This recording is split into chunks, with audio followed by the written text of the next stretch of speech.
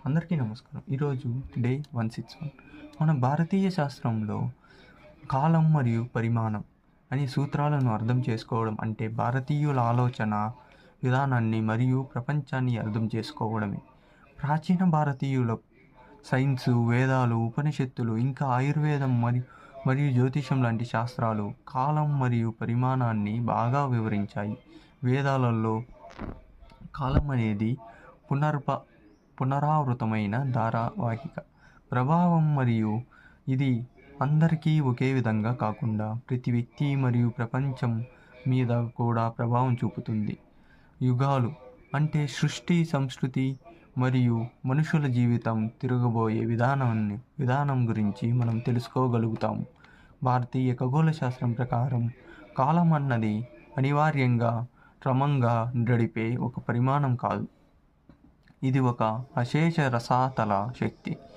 ఇది మనం జ్ఞానం, పరిణామం, సృష్టి మరియు వికాసంపై అవగాహన కల్పించడానికి సహాయపడుతుంది.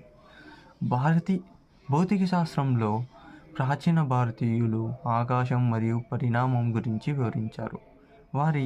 వారు సముద్రాలలో మరియు ఆకాశంలో ఉన్న శక్తులు, విశ్వంలో ప్రతి అంశం సంబంధించిన పరిమాణాలని బాగా అర్థం చేసుకున్నారు.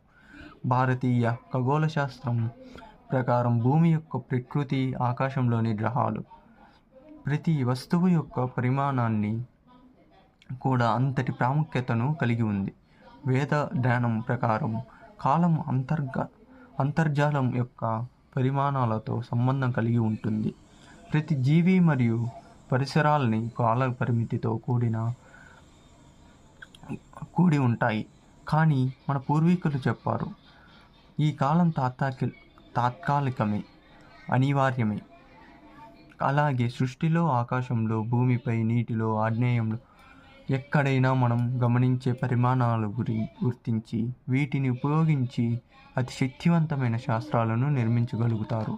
ఈ విజ్ఞానం ఆధారంగా మనం సమయాన్ని, శక్తిని మరియు విశ్వాన్ని ఎలా పరిగణించాలో తెలుసుకున్నాం.